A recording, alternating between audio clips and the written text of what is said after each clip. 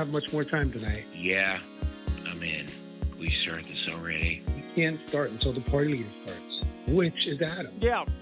Hold up a second. I'm just... Oh, give me a second. Oh my God. Are you serious right now? Phil, just take the role of party leader.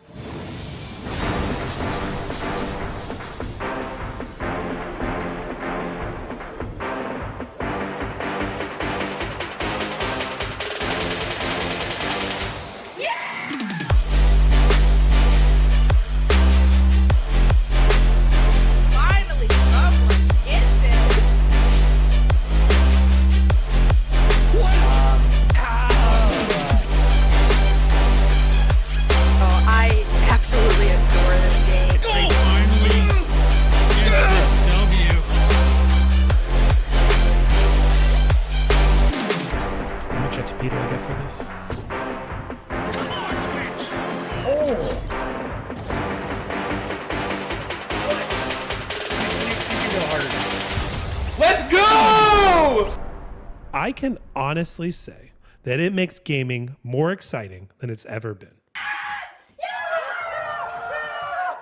Ever.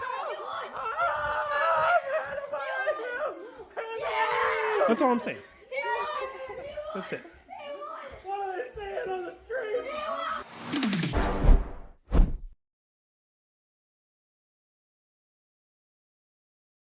Hold on, let's try that. Now, there you go. It takes a second to load again. Video Game Book Club. This is the full spoiler discussion for Batman Arkham Asylum.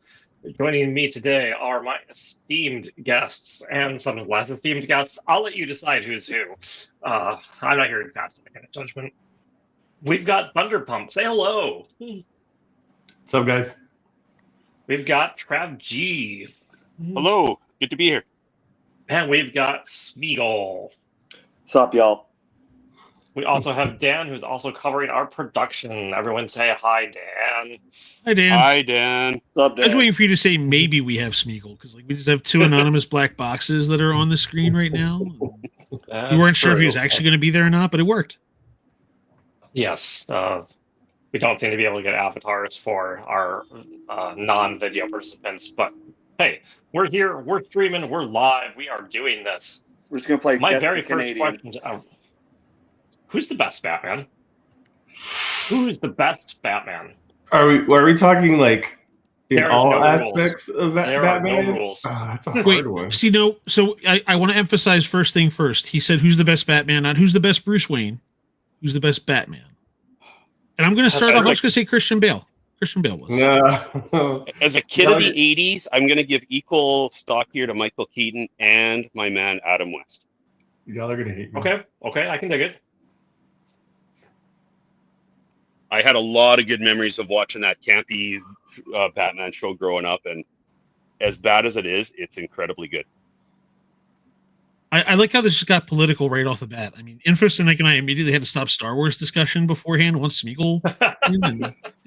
Then you come right out with it. I didn't know we were going to start just like with a napalm. That's how we roll here, Dan. That's how we roll. I don't know about who's the best Batman. That's a hard decision, but I think my favorite as far as the movies and stuff, I would have to say Christian Bale. I like Affleck. Affleck was the best Bruce Wayne, period. That's a hot take. I don't know why. I like them as both. I think Christian Bale was a better Bruce Wayne, but I don't know. I think I just really like Ben Affleck as an actor. I know that sounds horrible, but I genuinely enjoy all of his movies. I mean, it could have been worse. You could have picked the new guy. I don't even know. Oh yeah, Twilight. Yeah, not him. Have you watched Gigli? Gigli? Who? You can't defend Affleck. You can't defend Affleck if you ever I don't think I've seen that movie, to be honest. I think only 10 people have. So I'm one of the 10, and it ruined the director of Midnight Run, the director of the first Beverly Hills Cop. His career got sunk by that movie, and he hasn't done anything in 21 years since then. That's how bad it was. So we got Lego Dad in Twitch chat defending Pattinson. I see. Lego Dad just stuck with his brand and said Will Arnett. Will Arnett was actually a pretty good guy. I don't mind. Yeah, Will it was. Arnett either. It's not a bad. Yeah. It's not a bad take. It's not a bad take. It's a different take, but it's a good take. All right. So All right, here's let's- my thing, right? Like I'm just gonna do my 2 minutes on Pattinson and call it a day as we're through like 2/3 of the Penguin. The last 10 minutes of that movie was the best part of that movie, was the thesis statement of that movie, and also made me wonder what happened to the 2 hours and 50 minutes beforehand. It has me more interested in what's coming, because when it's like the end of the movie said, this can't be that dark and brooding, and like Batman can't be that dark and brooding. Like that was my takeaway from that that last 10 minutes of the movie. I'm like, wait, so does Matt Reeves get it, and we're not going to be stuck in like just this black and red that hurts my eyes for the next 3-hour movie here, or what's going to happen? I don't know. Like they realize like, oh, this can't all be just violence, revenge, anger, and misery, and like they actually have to do stuff and help people and things. I don't know. There's something there that I want to know what they're doing now. I have to go back and watch that, because when it first came out, we went to a really late showing and made the mistake of taking edibles before, so we did not make it through the entire movie. We were definitely nodding off towards the end, but yeah. Dan, how is the Penguin? Because I've heard good things about that show. It's had like two. It was okay for the first episode. It was pretty good, and then it had two really good episodes. I definitely want to watch it at some point. I'm getting back into the Batman universe, and that's on my to-do list. All right. It's what's weird is having Agatha on one hand, and then the Penguin on the other one. And I think the Penguin's tone's a little bit better than the Batman's tone was. Like it's a little. Again, it's just like we're way too dark and way too our own back in some of this stuff right now. All right, moving right along. I do love the discussion here, but let's talk about the actual video game here. So, who, if anyone, was this their first play through? Me. Thunder. All right, I want to get your take first, because thanks for the rest of this. This is a replay. I genuinely enjoyed it. I mean, obviously, other games have taken on the play style. It was very similar, like to the Spider-Man like play style as far as like the combat and the selections and stuff like that. Same thing with Hogwarts Legacy. We have that similar battle style and stuff. I feel it was a little slow moving. Like I know Batman's not the fastest superhero, but sometimes I just want him to move a little faster. But the gameplay was good. The storyline was good. The voice acting was great. I obviously played the PC version, and I thought the graphics were great. I may attempt to go through it and do it and platinum it. I probably won't try to speedrun that, but have fun. We'll talk about difficulty in a bit. But yeah, I liked it. It was good. All right, let's pass over to the repeat players. So, well, let's start with Smeagol. I know Smeagol's always got opinions. Just high-level impressions. I mean, I first played this game 15 years ago when it came out, and I really enjoyed it. I thought this game was spectacular. And, playing it again now 15 years later, I still love it. It's still an amazing game. Yeah, there's little things here and there that, after 15 years, like, yeah, it could be improved upon. But, I mean, just the gameplay, the combat mechanics are great. The stealth mechanics are great. So much fun just, going around and doing inverted takedowns. The voice acting, and we might get more on this later, but I mean, the voice acting is top notch.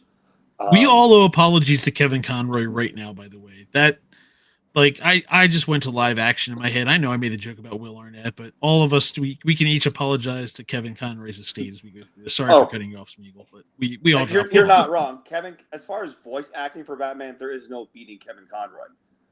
He is the voice of Batman. And, I mean, I think probably my favorite thing about the game, though, is just the lore. Just being able to go and explore, and there's just so much. Like, there's characters that I never knew about before playing this game. He's got such a vast rogue gallery. and just being able to learn about all these, and obviously with the main villains, you got also the interview tapes and whatnot. But yeah, it's just so great being able to learn more about Batman and his universe. I think that's what makes Batman such a great superhero. Like, a lot of people don't know that there are more than just the Joker, just Harley Quinn. Like, there's so many people that he goes up against in the comics. It's insane. Best joke in the Lego Batman movies when they're going through like the like down to Condiment Man, and Zach Galifianakis' Joker's like, no, they're all real. It's worth a Google. Yeah. Oh, and Jude's got a point. I mean, Abed is a great Batman too. Yes, for sure. Abed from Community, for those not of anyone catching the restream here, definitely shout outs. Love Community, great show, 6 seasons and a movie. But back to the Not game. the gas leak here. We don't talk about the gas leak here. Not the gas leak here. All right. Who's next? Dan, you want to give his impressions? Travis? I don't care. Someone go. Trav, I think go for it. Sorry. Smeagol summed it up really well. For me, I first played it a year or two ago, just when I bought it on a super good deal on the Xbox store. I'd always wanted to play the trilogy, and I'm still making my way through it. But so I played Asylum a year or whatever ago. I really enjoyed it, and yeah, like especially the learning about the Batman lore, right? Like those character biographies were, for me, top notch. Because yeah, I was aware there was other people, like from watching the campy Batman way back when, but they're just such a periphery in the kind of mainstream. Learning like there's a Calendar Man was, I mean, what a ridiculous character, but also kind of cool to see and learn.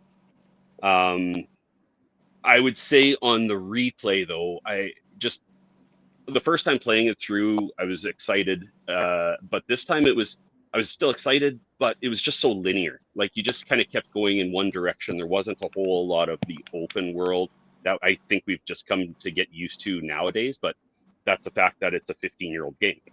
Mm-hmm. Mm-hmm. So I think if it was to be remade, you'd see a lot more open exploration and just all of the buildings like the Arkham Mansion, intensive treatment. I think they'd really kind of just expand on them a bit more.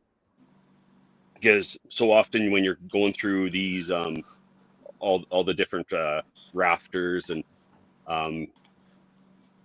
the furnace ducts, it's just one way. Yeah. Another quick aside. I want to talk to the architect on these buildings. Yeah. Sure. So many of the places are only accessible by a grapple gun. Like, put on a set of stairs, dude. And then Batman is locked out of so many offices. Like, I feel Batman should be able to have a pick and doesn't have to go through a vent. Yeah. Anyways, that's my hot take. Great comments. All right, let's hear from Dan here. All right, so I played this. I did not get it immediately in August of 2009. I got it. It was probably for my birthday kind of thing in October. I wanted to wait and make sure it didn't suck because we had a long history of just terrible adaptations and terrible intellectual property games that, listen, you just did not jump into this, kids. That's not how it worked. That said, when I turned it on and the opening introductions happening there, and I went, oh my God, they got Mark Hamill and they got Kevin Conroy to do the voices for this. And I had no idea they were pulling it out. So as a person of a certain age, they yanked Batman and Joker right out of our childhoods in the 90s cartoon. They couldn't have made a better decision than that. Thunder, oh, sorry, go ahead. I was just saying they are the voices of Batman and Joker. Yeah. That's yeah. Thunder, I do not envy your position at all. Agree. I don't envy Thunder's position at all because my continuing stance for the last 6 years has been that Batman ran so that Spider-Man could swing and fly. I can't imagine going the other way around from Spider-Man doing the like amped up version of this and going back to this because it's methodical, right? It's rhythmic, it's methodical. Spider-Man, it's a little more frantic, but I had to get kind of back in the rhythm of it. The whole point was it was a rhythm battle, which was fun to get used to. But the other thing I remember from the first time I played was I hung just the henchman upside down from a gargoyle jumped over to another gargoyle, accidentally threw a batarang and cut him down onto his other henchman. And the first time they freaked out, I was like, oh, this is the greatest game I've ever played. I'm Batman. It's on. Let's go. But they did such a cool job. Again, like they didn't go, you've got references to a lot of lower tier villains and, or, like kind of like the D and F list of Batman's rogues gallery peppered throughout here. You don't have Two-Face obviously in this one, but you get a lot of A, maybe some B villains running around in this movie, and it was really cool seeing them, especially like you get into the Killer Croc fight. It's not like, you're not just going in and doing battle just into a punching fest. Like, you have to do stealth. You have to do stealth in that one. You have to be ready. You have to pay attention. I liked some of the things they did, and again, for some of you who have not played, you could probably skip Origins. Origins is okay and has probably the most annoying final battle in the entire series, but everything you wanted about the freedom and exploration you get in City and you get in Night. That it's really worth continuing playing both games of the series, because they do some stuff that narratively I think is different than you see in a lot of Batman things, and you get to see a lot of cool fights and a lot of cool villains that get brought into it. But I just remember I was there through the whole thing, and it was a blast, and it was so great to see. Like, let's be real, Batman on NES was terrible. Batman Returns had games, they were not good. Batman Forever had some really terrible, like they made multiple bad versions that were different from each other of Batman Forever. They couldn't even get one of the multiple versions of Batman Forever right. So finally we got a good Batman game. It was wonderful to see, wonderful to play, and they made all the right choices. So Info, I'm gonna kick it over to you, since there's no way for you to naturalistically say like, hey, well, here are my thoughts. So I'm gonna say, what about you? You didn't get to go. All right. So I was thank for the long ramble. Actually made me long enough time to find my trophy logs from the PS3 version, because it's not a cross save. The PS3 and the PS4 is it's a remaster and part of the collection, so there's separate trophy lists. And I did this back in April and May of 2013 is when I originally played this game. So a couple years after it had come out. And I remember liking it, and apparently at that time I chose to play it on normal, which is pretty much what I expect. I generally play things on normal. Like I said, I want to come back to difficulty in a minute, but I liked this game overall. I think my review on C3 sits at 3 stars, and I feel like okay with that. But also, like, anyone looks at my review history, they'll know I'm pretty critical in general. Hashtag brand username checks out. There's a brand you have to maintain here. That's all. There is. For me, 3 stars is good.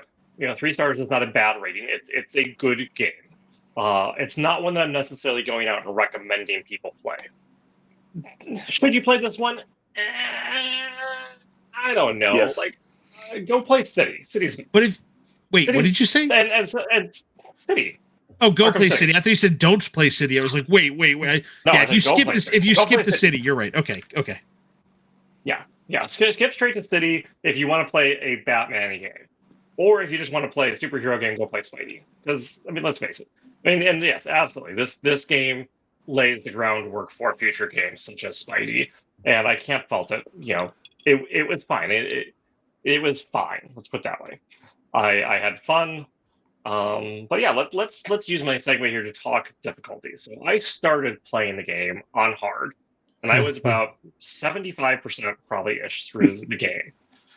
You get past Croc, and you come to this very small room.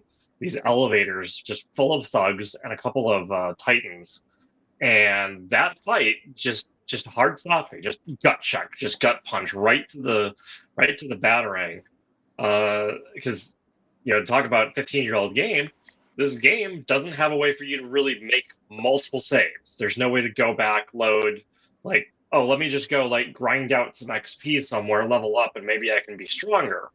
And I also did not know about the trick that Smeagol shot me over later, which is that apparently if you upgrade your armor in the middle of a fight, it gives you a full health refill, which can be used to significantly reduce the difficulty of some fights.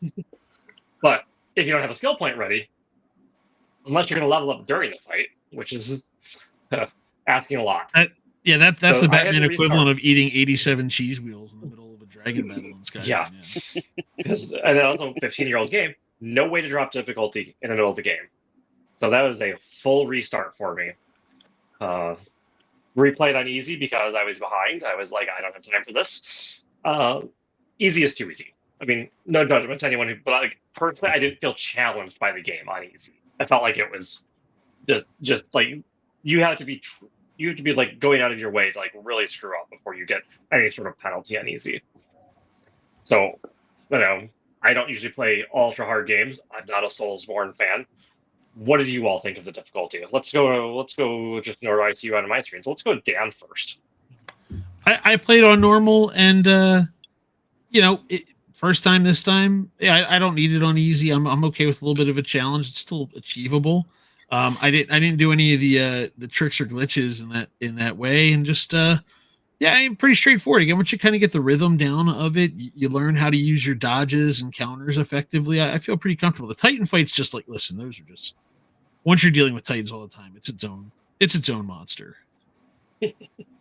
Thunder. Same. I've kind of played on normal, and I like that it wasn't too hard to figure out what to do. Like there are some games that even on normal mode, you're like, what do I do here? What do I do here? Like there's not very many hints either, so it kind of, it's right where it needs to be as far as difficulty. Smeagol. Well, I was the glutton for punishment and played on hard, and like I was starting to regret it because that elevator fight was definitely the hardest fight in the game. I died so many times, but fortunately I was able to get through. But it is definitely a much harder challenge playing on hard because you don't have the notification anymore of one to counter. You don't have the exclamation mark above their heads. They can take so much more damage. You take, they hit harder, but it felt good to be able to actually beat the game on hard. For sure. Rav. I unapologetically played it on easy. No shame. And that's just where I want to enjoy my gaming time these days. Like, there was still like Poison Ivy wasn't easy on easy. Some of those missions where you're trying to get the guy stealthily with all the machine guns still wasn't all that easy. And now in hindsight, I never unlocked the slinging up the enemies from the gargoyles. So I mean that would have really helped those battles. That's like the first one I get. Yeah, seriously. In hindsight, right?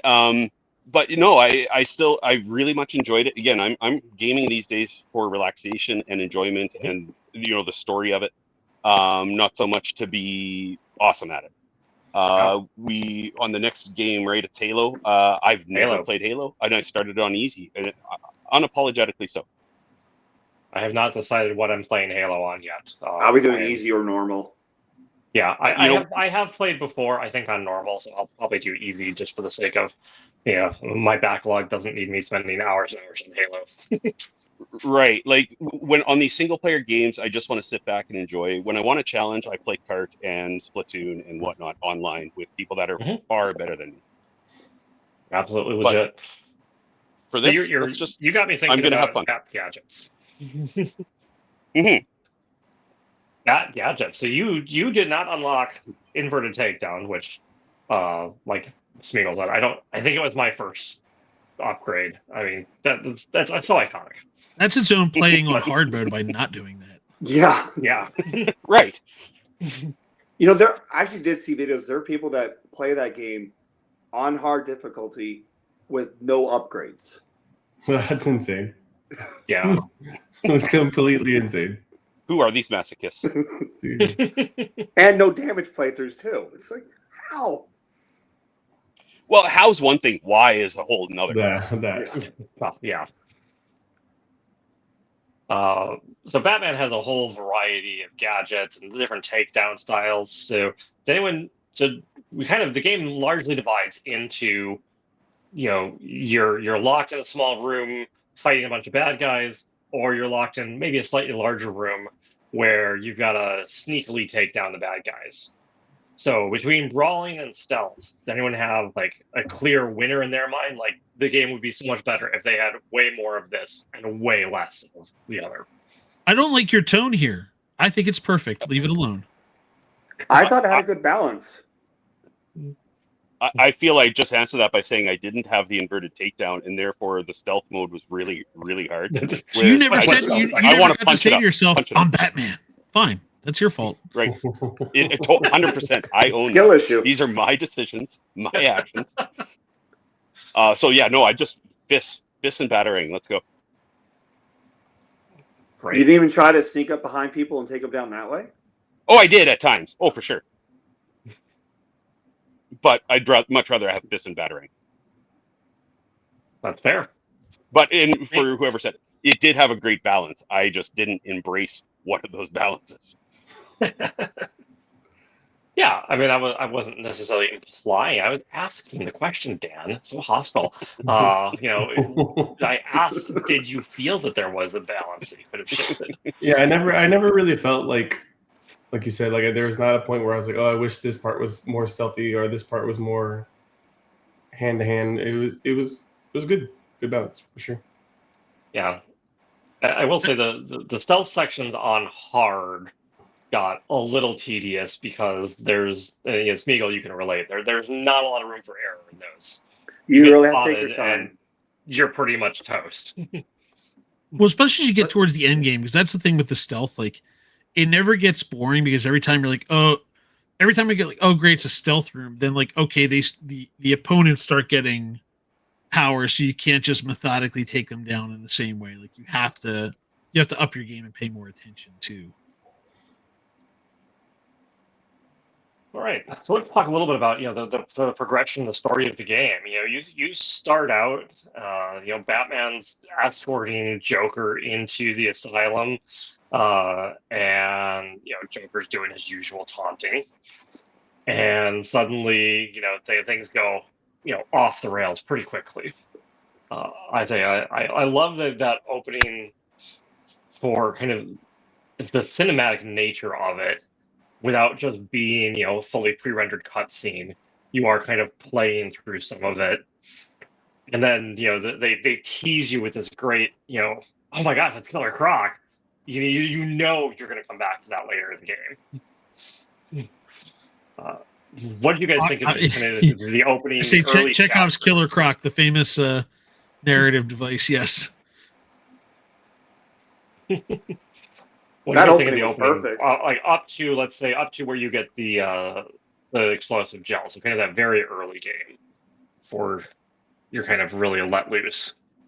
Yeah, honestly, I thought that opening was one of the better openings of all the games I've played. It was incredible. It really set a good tone. Back to the idea of the voice acting and how good it was. No, it was incredible. I mean, that is Sure. one of the greatest openings in video game history, in my opinion.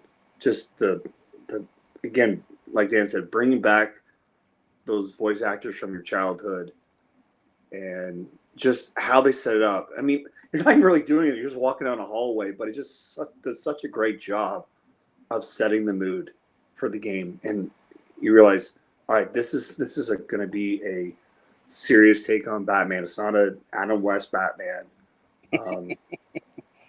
Not that there's not a place for that, but it's like, all right, I'm going to be Batman. No shark bat repellent or bat shark repellent in this game. No. Wait, you didn't get that upgrade? Did you skip that one too? I didn't. I missed. Come on, that info. That's like the second upgrade I get. Yeah. Oh, it's So you my progress first. through That's the why game a little I don't get inverted takedown. I get the anti-shark bat repellent. And anti-shark. Yes. It's got to be in the game for a reason. I better get it now. Yeah. If you are under age 30 and listening to this and confused about bat shark repellent, go check out the OG Batman movie. The movie, not the TV series, although there's something worth a shot too. But With the late great Adam West. It's like 1966 or 68, something like that. Something like that. Yeah, that is a choice to watch that movie.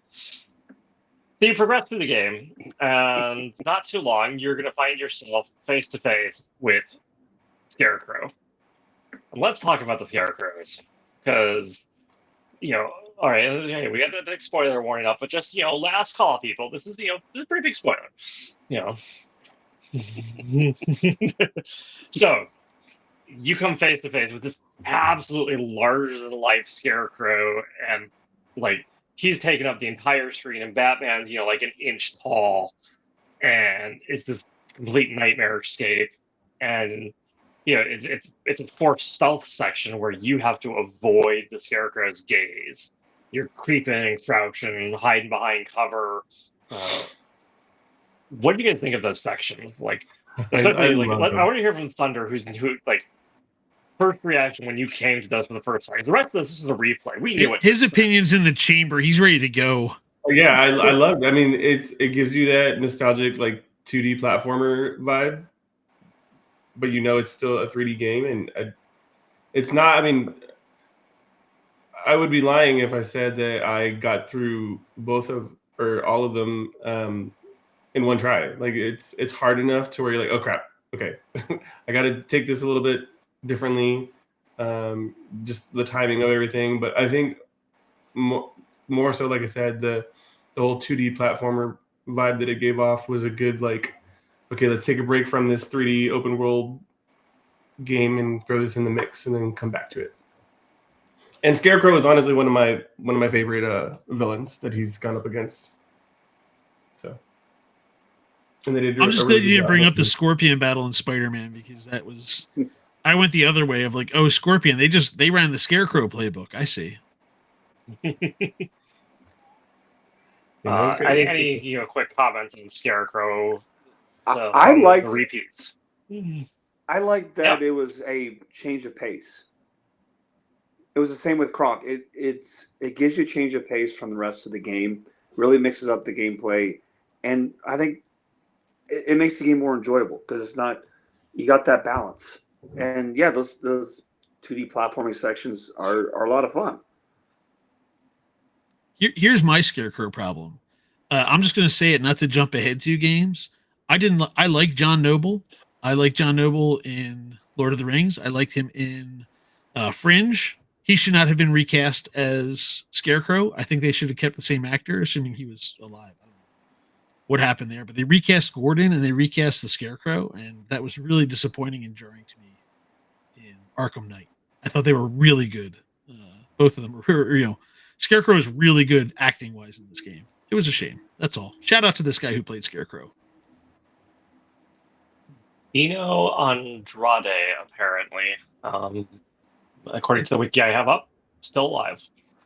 Okay, so since we're talking about Scarecrow, I gotta ask: did anyone get freaked out in the third? I'm talking about your first playthrough for those who played before.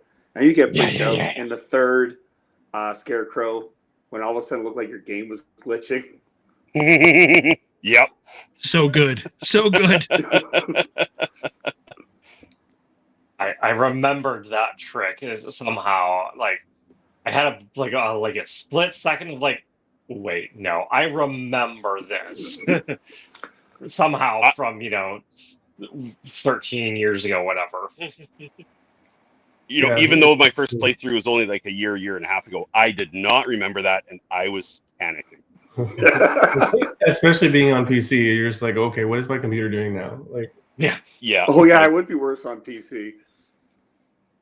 But no, Smeagol, everything you said I think was bang on. It was it was a nice change of pace.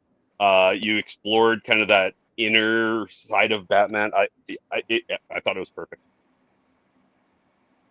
Yeah. I agree. The change of pace is nice because as the balance was good. We said surely the balance was good, but there's not a lot of depth necessarily to okay, this is the punching room, this is the sneaky room. The Scarecrow rooms give you something that's a little bit different than those. It's a nice mix. So you do Scarecrow. You have a very brief encounter with Bane. Usually, hopefully, very brief, as you learn the game's core mechanic of how to stop bad guys, which is apparently chuck a boomerang into their face as they're charging. Yes, as the patented batarang to the face and make the enemy run into the wall will be used pretty much for the rest of the game. And for they teach us that in Philly growing up. Like you carry boomerangs around and just like Just batarang to the face, and that's all it takes. Okay. Yeah, Dan's troubled childhood notwithstanding. Obviously, Dan did not move to Bel Air. I was Northwest Philly, not West Philly. But Dan is a master of the inverted takedown, I'm sure.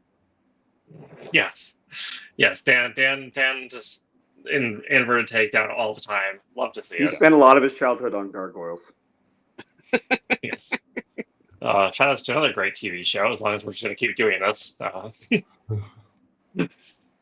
All right. You clean up Bane, and you're back at Scarecrow again. Second time is more or less the same. Pretty similar. Then we're gonna go visit our good friend Harley. What do we think of Harley Quinn in this game? You don't fight her directly. You fight her army of goons. I liked the voice acting. I thought Harley was on point.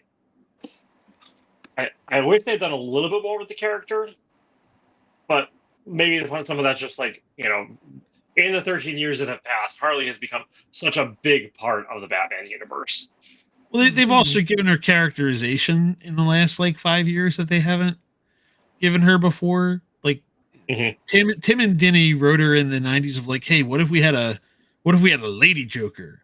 And that was the extent of the thought they put into it for probably 25 years or so, until they finally said we should probably give her some pathos and really do something with this beyond just the beyond the gaslighting background she had. I think that was the extent of it. They just kept kind of running that playbook over and over again until the last few years.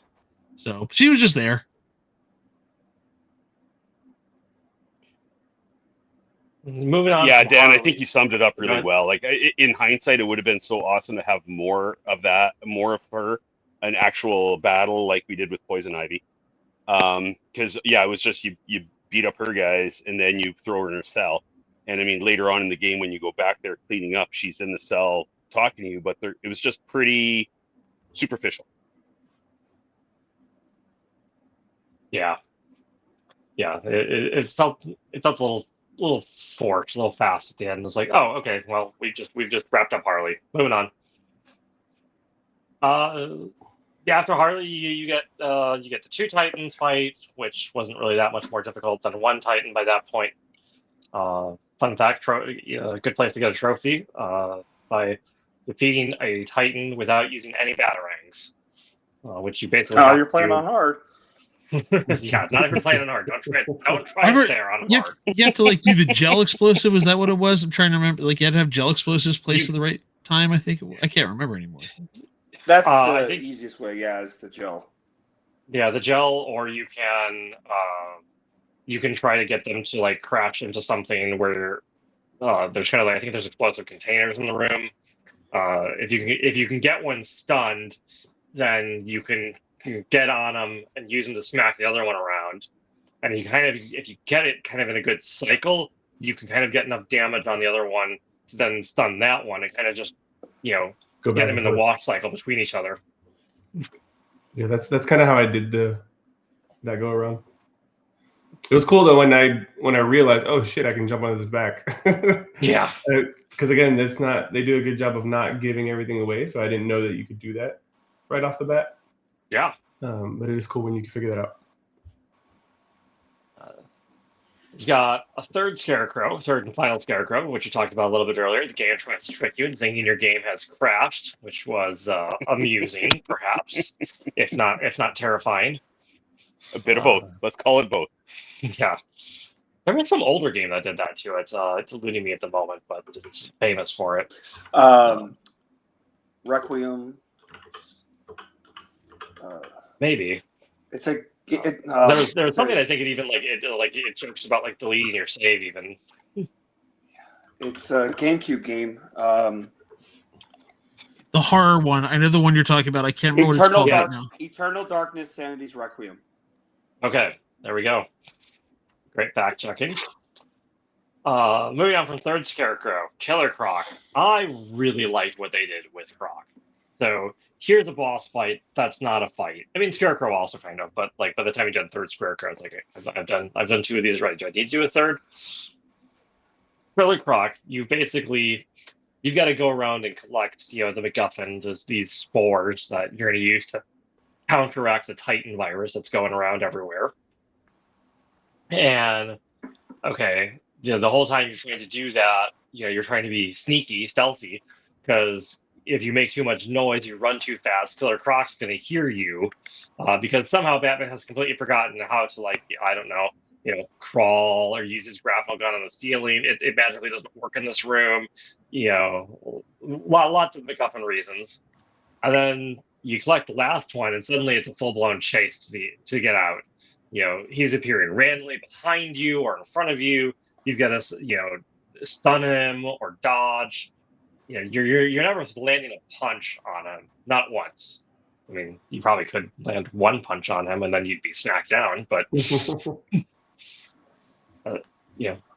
as someone who appreciates more thinking than doing on these types of things, I liked that this was a boss fight that didn't require just smack him around until he loses all his health. What did you guys have to think?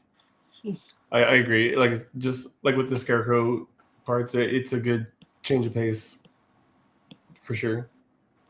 Yeah. Like I said, with the Scarecrow, it's that change of pace.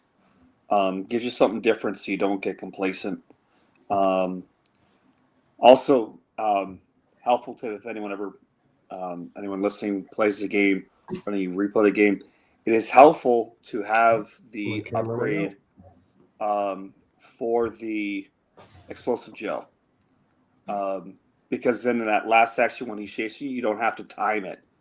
If you have it so that it's set to proximity detonate, he'll blow up once he runs past that. You don't have to have that. You don't have to be sitting there like, when do I hit it? Well, that's interesting. I had never thought of that. Yeah, because Trav's still trying to find the explosive gel. He didn't get. I know it forces you to take it in the game. He said, "No, thank you, Alfred. No, thank you." Yeah, we're doing this in hard mode. Explosive gel. What's that? No, unfortunately required to beat the game. Maybe not my Batman. Sequence break, maybe. Well, I did capture that screenshot of my second play of may cause harm to bystanders or something, Dan, because you didn't believe me that was in. I'll have to take that up. All right. From Croc, we've got another Titan henchman fight because it got a little repetitive first. That's where it's like, okay, do we have no other boss ideas other than just throwing me more random Titans? That's the fight that bounced me out of hard mode. Which was probably good because it probably would just happen a second later when you get to Poison Ivy. Which hopefully none of you took the long way around. I tried. It's like, oh, okay, I gotta get to the Botanical Gardens. I'll exit up, through the elevator all the way back to the city to try to get into the Botanical Gardens. That doesn't work. So then you have to navigate all the way back down to the sewers through the elevator and exit out to Botanical Gardens the way the game wants you to. And doing that elevator climb twice is not fun. So the Poison Ivy fight is just brutal. Just lots going on. You got. Yeah, I can't imagine that on hard. Yeah, Smeagol, tell us about that fight on hard. I actually didn't think it was that difficult. I died once. I restarted once because I wasn't doing great, and then I died once. And because there's a bit of a soft checkpoint after you deplete her first set of health, that's where I had died. And so I started with full health at the second half of the fight, and then I was able to. It's just a matter of constantly dodging and quick throw battering. Dodge, quick throw the battering. And when you have all the enemies on there, it's a matter of just trying to keep moving and let the vines do all the damage on the enemies. And I really didn't have to throw all that many punches in that fight. So what makes it different, normal versus hard? Like, is it just more henchmen? Is it like, because that's similar as far as how I completed it on normal. Not so much that there's more. It's just They do more damage, Okay. So it's and just they the take damage more threshold and damage. stuff. Okay. That makes sense. Your hits are weak. Their hits are strong. I mean, like that's the Guns, biggest difference I bullets, noticed between normal. especially bullets will Guns just are brutal. wreck you. Yeah. And in two, 3 shots, you're dead. Yeah. Even at full that armor. was the worst part about stealth on hard was like you screw up once in stealth on hard, and an enemy with a gun is going to take you down. Just there's no recovery. So you get through Titan, you get through Ivy. You've got 2 more Titan guards to deal with, and then we're on to Endgame. We've got a big party outside, and we gotta go say hi to our good friend Joker finally. I do like the decor throughout though too. Like all the party decor is broken out there too. Yeah, the fireworks and all that. everything. Like okay, it was a nice touch. Yeah. The repeaters. Did you guys know about the achievement on that part before you completed that part? Yes. Yeah, that's the only reason why I need to do that was because I had read the Steam achievement first, so I was Be right expecting back. that. You guys keep going. Yeah, and I was like, because I'm thinking about going for the platinum. That's why I was playing on hard. And I was like, man, I really don't want to have to play this a 4th time. So I played it years ago, like twice. And so I'm playing this. This is on my PS4 now, so I'm actually getting trophies. I was like, man, I really don't want to do this a 4th time, but man, that means I'm gonna have to do this optional fight on hard difficulty. But I was able to do it. There's a trick though, because they don't attack you unless you provoke them. You go and you do the explosive gel at 3 points down the hallway, and then just trigger that, and then it knocks them all down, and you can take out 2 or 3 of them right away. Yeah. And then get into the fight. This actually wasn't as hard as I was expecting. I did that a few times, but it wasn't as hard as I was expecting.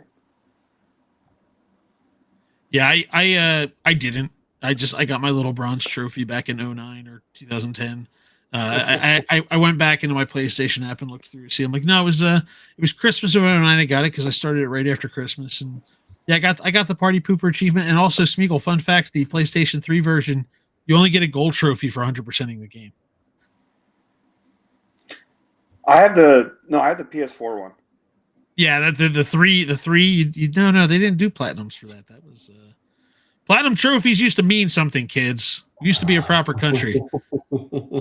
I don't know if I'm going to get the platinum because it requires getting like all the medals for all the challenges, and that grinds my gears. Yeah, like why? I'm not putting the time into that. I have that. I got this. This is the easiest Riddler trophy game. The Riddler trophies and the next 2 are insane. I got all the Riddler trophies. I just haven't beaten it on hard.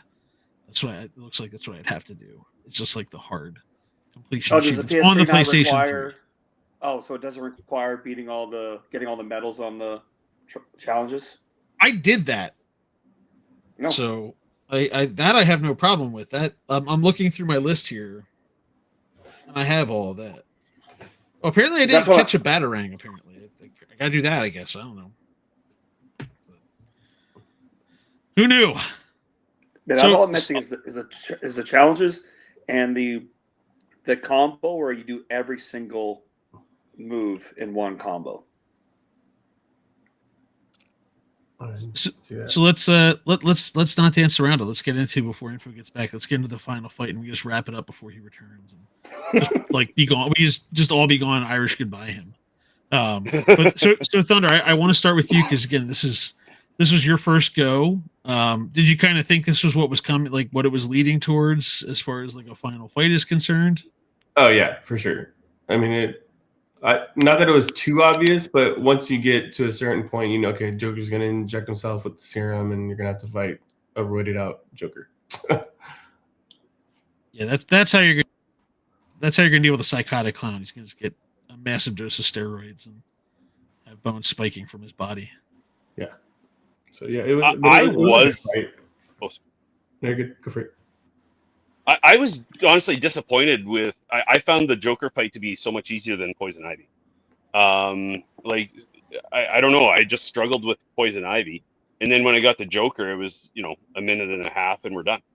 It was another Titan fight, another wave of enemies. Like it wasn't like as much as like the Poison Ivy fight. Like okay, you're dealing. They did a good job again from the boss design, like with Killer Croc and Scarecrow and Poison Ivy. And we're talking about the fact that they took these characters and made boss fights. And I use fights loosely with Killer Croc, but they took these boss scenarios of taking these characters down, and then Joker like, we're just gonna do this and like throw waves of henchmen. It's just another.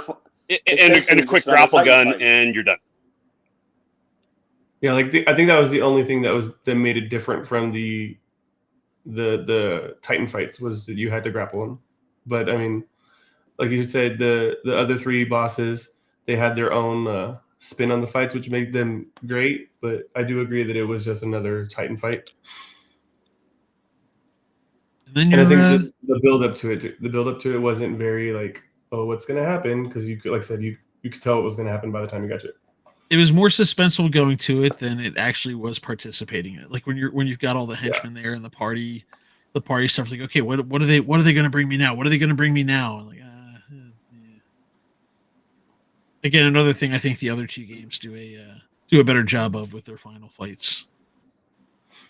With 3, again, I hate the final fight of Origins, the Firefly fight, and that is just terrible. So I think this is a good time to ask, since we started. So we're talking about Joker, and we started with who's your favorite Batman. So now's the time to ask, who's your favorite Joker? Who's the best Joker? You're asking as if it's not a loaded question. That the popular answer, the correct answer. Oh, Dan, you go ahead. You finish that sentence. The popular answer is Heath Ledger. The correct answer is Mark Hamill.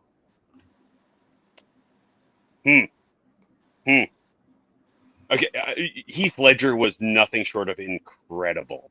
Absolutely, he was so good at the Joker. The Joker killed him. That's like, sorry, no disrespect. But, like he I didn't think good. I mean, Jack Nicholson was crazy. Heath Ledger was outright insane. And then Mark Hamill, he crushed it. He was so good. Go ahead, say Leto Thunder. Go ahead, say it. I'll kick you right off. He's not my favorite, that's for sure. But I don't think he's the worst. Don't give me that 5 minutes of the Snyder cut he's in the end of either, and tell me that's a justification for no. For either the Snyder cut or Leto's existence. I mentioned this in Channel 3 the other day. Like it was just a bad movie. Like it was. Some people think that he's a bad actor. I don't think he's a bad actor. He's a better singer than he is an actor, but there were a lot of bad decisions made, and a lot of people that should have stepped in and said, "Hold on a second here, hold on." Yeah, they just didn't do him justice at all. No pun intended. Darkwing Dad gave a definitive ranking. He said Mark Hamill with Nicholson being second and Heath in third. Wow, that's a scorching take. For me, I can't put Mark Hamill first just because it's. And no offense to voice actors, but it's just voice acting. You know what I'm saying? Like unless they're doing, what's it called? Motion capture? Yeah, motion capture.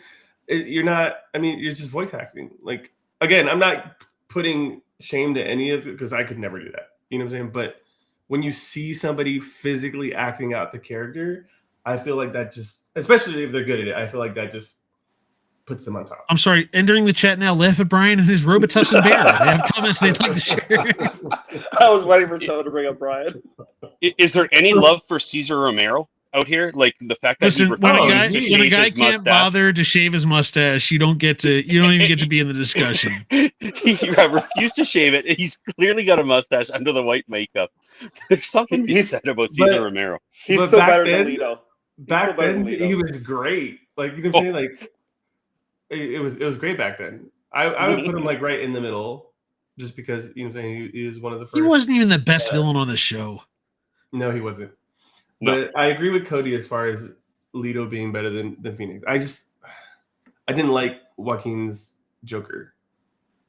Like I don't even want to. That's a movie that I haven't seen the second. I'm not even talking about that movie. I hate that. I hate the first one so much. I mentioned this to somebody a while back. I feel like if they had Leto in Joaquin's movie, it would have been a better movie. Hot takes. my All right, I am back. Strong, Thank you all for strong carrying take. on. Okay. Sorry, Smeagol started Joker rankings. It all went to because we talked about the final fight. And just kind of like we agreed, disappointing, just kind of a letdown. Yeah. Not Yeah. specific, not universal. And then Smeagol started another fight. He said, "Who's the best Joker?" And then he pulled a pin on a grenade and walked away. And now you get to come clean up the mess. Yep. There's bits of The chat shrapnel and Twitch everywhere. is popping off. We're popping off. Joaquin Phoenix bony spine is sitting in the corner over there somewhere. I don't know. It's all getting weird. Something. All right. Well, we have about 5 minutes left in the hour. So, final thoughts on Batman? Just A couple things I want to bring up real quick. I talked about this with Info and Travgy when we had our initial attempt at doing this. But did any of you find the secret room in the warden's office? I think Yes. I did. That's an achievement, right? It's not an achievement. Oh, it's not. It's But not a collectible. it's a tease for the following.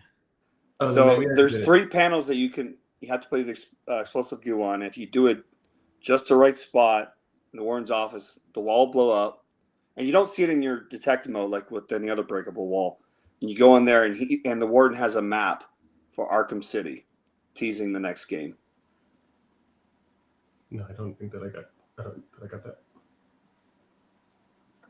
I was Yeah, I'll just say when we Arkham- tried this last week, Smeagol coached me right through it, and it's there. I never knew about it. It was pretty cool. Arkham City is my parting thought. Go play that game. go play Again, Arkham City. Good for everyone who played this. But again, as I think Info said, you probably could skip right to it if you haven't played Arkham Asylum. I think you could skip just fine. It's a very cool opening as well. You get everything you would get, but just with quality of life improvements. Like the other 2 games, as much as, again, much like Mass Effect 3, I liked. Arkham Knight has its flaws, and it makes the Batmobile tank gets a little tiresome in the end, but it's definitely worth playing. Well, I might have to pick that up since I bought the Game of the Year edition. I can get City for $4.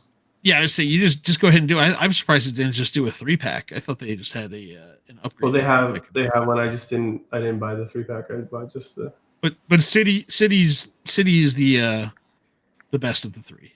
I need to give City another chance. It's just the first time I tried it, I was just overwhelmed by just how much and how it was just. I'm not a big fan of open world. There's too much to do, and I just get overwhelmed. But I do need to give that one another try. I started it last year after I finished playing Asylum, and I just stalled out. I can't even really remember why, but without a doubt, having played Asylum, I am going to get back into this and finish that trilogy. And I think I said in some of the chats, I'm definitely going a deep, dark dive into the whole Batman lore now. Like, I'm going to watch Penguin. I still haven't watched the Batman all the way through. You're not missing much there. Just set 3 days aside. Give yourself plenty. I of thought it was breaks. about a week, but again, I liked it, to be clear, but it's long. Yeah.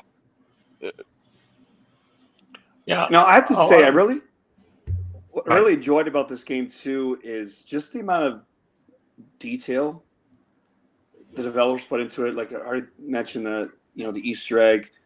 They already were planning on City.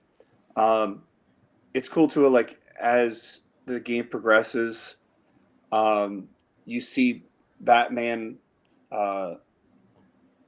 change, like his outfit. Like you start seeing that he's got some tears in his cape, some rips on his outfit. I think too, like his face may even be beat up a little bit. Just showing that extra little bit of detail. Like they put so much into this game, and as someone who enjoyed the collectathons, like Banjo-Kazooie, Banjo-Tooie, it was fun for me going and trying to find all the little Riddler trophies too. Just again, that's a big part of it too, is of finding all that extra lore, is tracking all those down. It's just so impressive how much the developers crammed into this game and how much detail they put into it. I think that probably might be my favorite thing. Yeah, it's a great closing thought. Go play City, or if you really are patient, you can put it on the, make a recommendation. Maybe we'll pick it next year for one of our follow-up games. Which leads me into our housekeeping final thoughts here. We have, currently playing Halo Master Chief, the original OG Combat Evolved. Although everyone's probably playing it via the Master Chief Collection, let's be honest. No one's playing it on the original 360. Bonus points if you are. If you are, let us know. We'll I'll find be some playing on XP for that. 360. Go back to the original. Spiegel. I have a 360 in the house. I could set it all up, but I'd still have to then buy it. That's the last Xbox. No, I only own is the only bonus 360. points if you're playing it on the original with the Duke. And I want pictures of the Duke. I don't think I own a Duke. Yes. Following Halo, we will have kind of a little holiday break where we have picked 3 games to fill up 6 weeks. These are kind of shorter games. And we have picked Donkey Kong Country, celebrating quite the anniversary in November. And we have we picked I picked Doki Doki Literature Club because I am just weird like that and want to make you all play very, very strange games that are not at all what you think they are. And then Spiegel picked Tony Hawk Pro Skater. He's kind of opened it up to say any Tony Hawk Pro Skater, 1 to 4. Let's go. Let's go relive our childhoods. I'm pretty sure that's what that is. So those will be our upcoming games for the rest of this calendar year 2024. And starting off in January of 2025, we will be playing Star Wars, a little game you might have heard of. Which one? No, we all know it's one of those Jedi games. I always get the titles mixed up, but it's one of the Jedi games, the first one. Fallen Order is the first Fallen one. Order. Yeah. Beauty. Okay. I'm still making my way through Fallen Survivor, but Fallen Order was so good. I'll do it again. Yes. All right, so that is it. Thank you once again, Dan, for the production assistance. Thank you to Joel Willis, our executive, sponsor, producer of Channel 3, and we will be seeing you all next time.